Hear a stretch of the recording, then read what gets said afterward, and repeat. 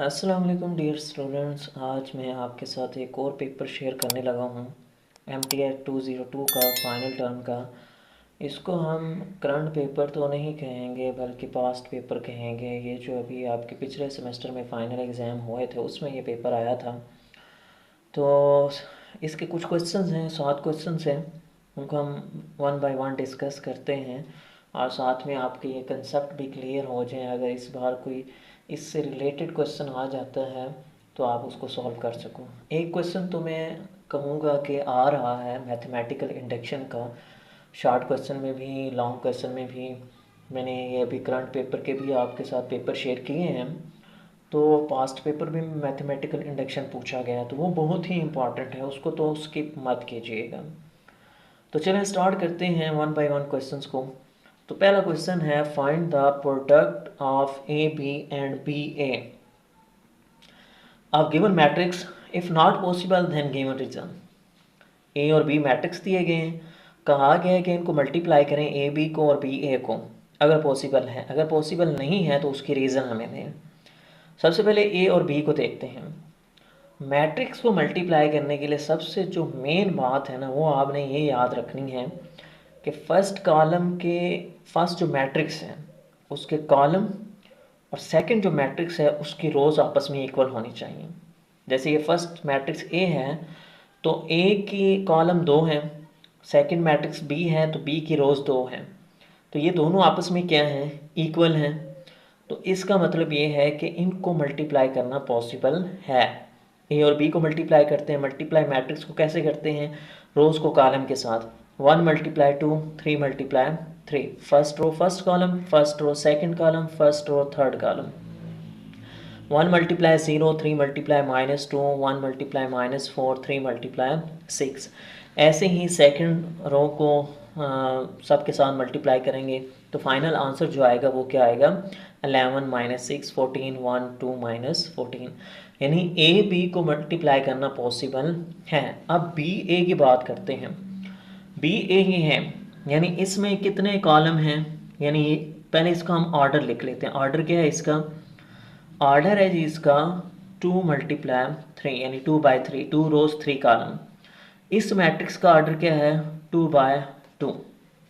तो मैट्रिक्स को मल्टीप्लाई करने के लिए हम क्या चेक करते हैं कि फर्स्ट मैट्रिक्स के कॉलम और सेकंड मैट्रिक्स की रोज आपस में इक्वल होनी चाहिए। ये दोनों आपस में इक्वल नहीं है तो ये पॉसिबल ही नहीं है इनको मल्टीप्लाई करना।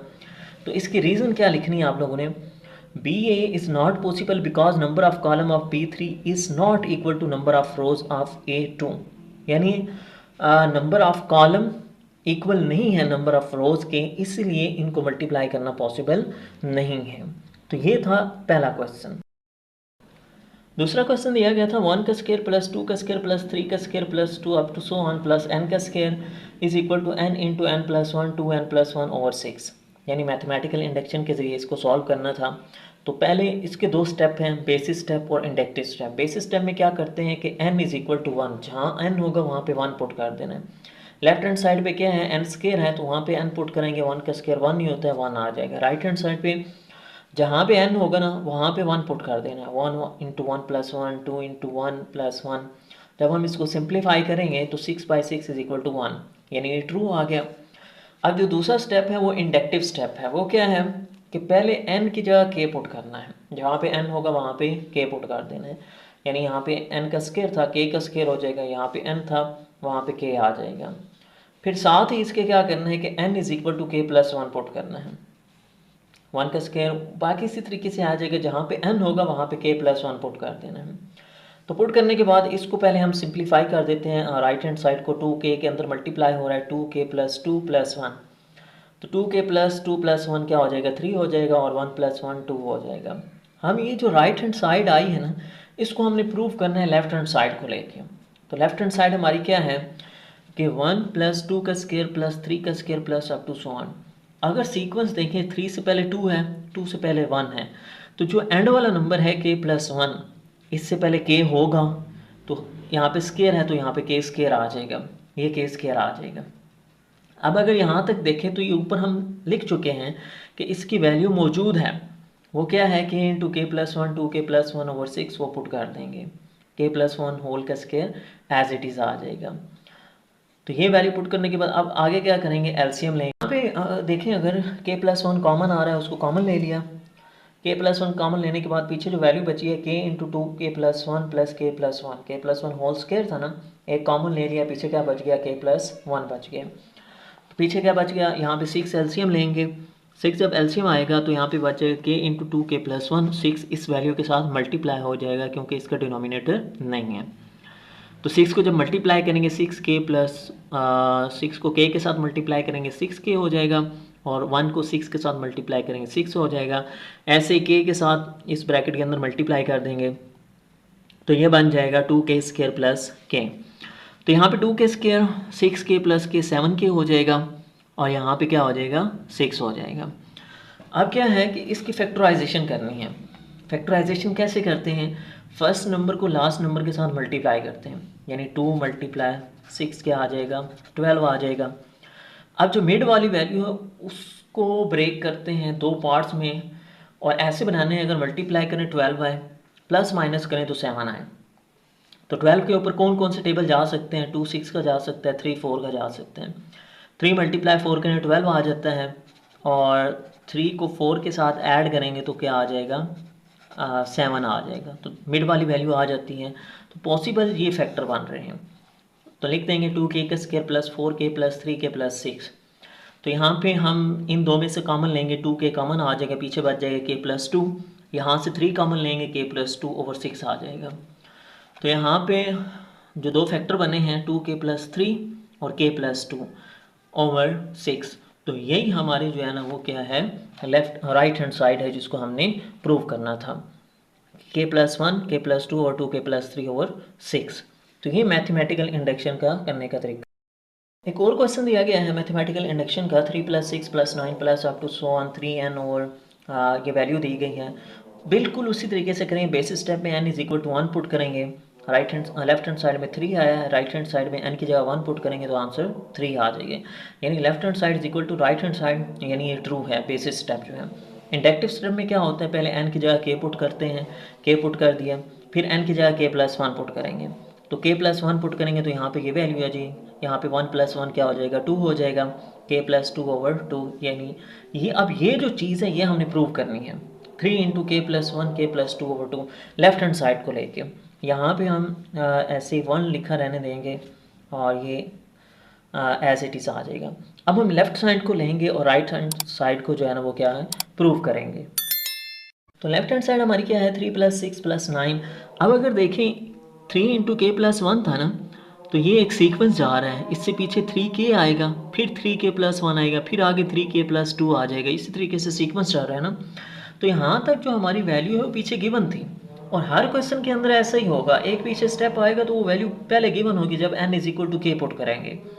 तो क्या आ जाएगा, 3k × k+1 ओवर 2, यहाँ पे एलसीएम लेंगे, बल्कि k+1 कॉमन है ना, तो 3 भी कॉमन है, वो कॉमन ले लेंगे, पीछे बच जाएगा k ओवर 2 + 1। तो यहाँ पे एलसीएम लेंगे, 2 एलसीएम आ जाएगा, k+2 ओवर 2, और यही चीज़ हमने प्रूव करनी थी।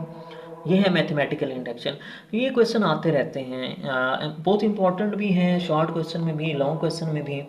शॉर्ट क्वेश्चन में अगर पूछा जाए तो सिर्फ n = 1 पूछ सकता है कि आप बेसिस स्टेप प्रूव करो, या n = k तक पूछ सकता है, लॉन्ग क्वेश्चन में मुकम्मल पूछेगा। नेक्स्ट क्वेश्चन दिया गया था जी, एक डायग्राम दी गई थी और पूछा गया था कि ए वर्टेक्स से कितने पॉसिबल पाथ हैं, ठीक है।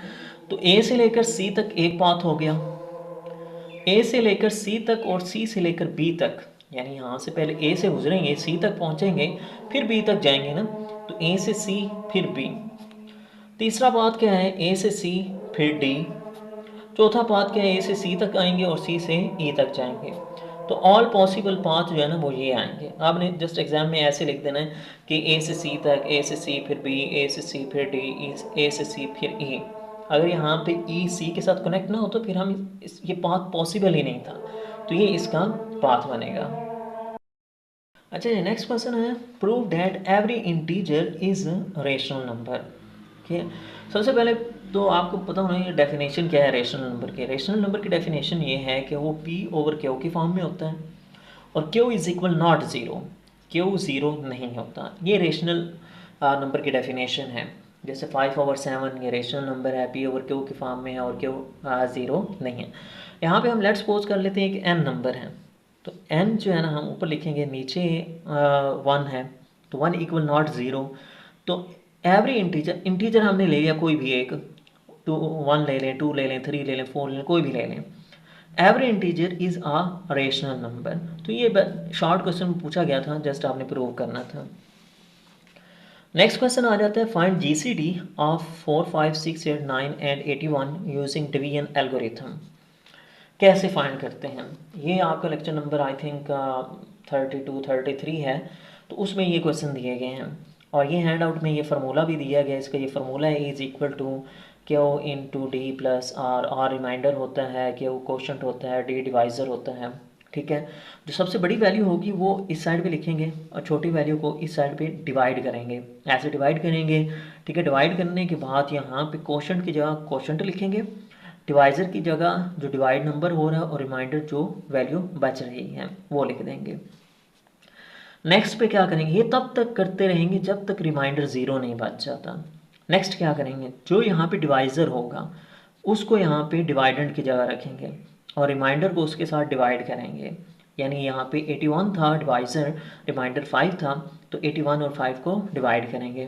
तो यहाँ पे 5 को 81 के साथ डिवाइड करेंगे तो ये आ जाएगा 5 1 से 5, 8 में से 5 को माइनस करेंगे 3 और 1 एज इट इज़ आ जाएगा, 5 6 30, रिमाइंडर 1 बच गया।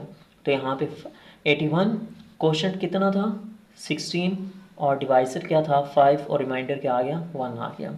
अब फिर नेक्स्ट स्टेप में क्या करेंगे कि ये जो 5 डिवाइज़र था ये डिवाइडेंड बन जाएगा और यहाँ पे जब इसको डिवाइड करेंगे 1 के साथ रिमाइंडर के साथ तो क्या आ जाएगा 5 1 से 5, 5 टाइम जाएगा और रिमाइंडर 0 आ जाएगा। तो अब जीसीडी कैसे पता चलेगा क्या है, जहाँ पे 0 आएगा उससे पहले वाला जो रिमाइंडर होगा, एंड तक 0 तक तो जाना ही जाना है ना, उससे पहले जो रिमाइंडर होगा वो जीसीडी होगा। तो यहाँ पे ये 0 है, इससे पहले रिमाइंडर ये 1 है, तो जीसीडी क्या आ जाएगा 1 आ जाएगा। नेक्स्ट क्वेश्चन है, suppose n of a is equal to 10, n of b is equal to 7, common student 5। Find करना है n over a over b। ठीक है, n into a over b find करना है। ये भी आपका लेक्चर नंबर 34 35 में दिया गया है। तो इस जैसे फार्मूले दिए गए हैं, तो उसमें ये फार्मूला गिवन है a और b का, वो क्या होता है कि n of a minus n of a intersection b। Common student है तो इंटरसेक्शन आता है, वैसे भी फार्मूला ये है, फार्मूला याद रखना है। तो एन ऑफ ए क्या है 10 है और N of A intersection B यानी कॉमन स्टूडेंट क्या है 5, 10 में से 5 को माइनस करेंगे तो 5 आ जाएगा। तो ये पिछले टर्म जो पिछला सेमेस्टर था उसमें फाइनल टर्म के पास्ट पेपर में ये क्वेश्चन आए थे जो कि मैंने आपको एक्सप्लेन किए हैं। आई होप सो कि आपको ये समझ आ गए होंगे।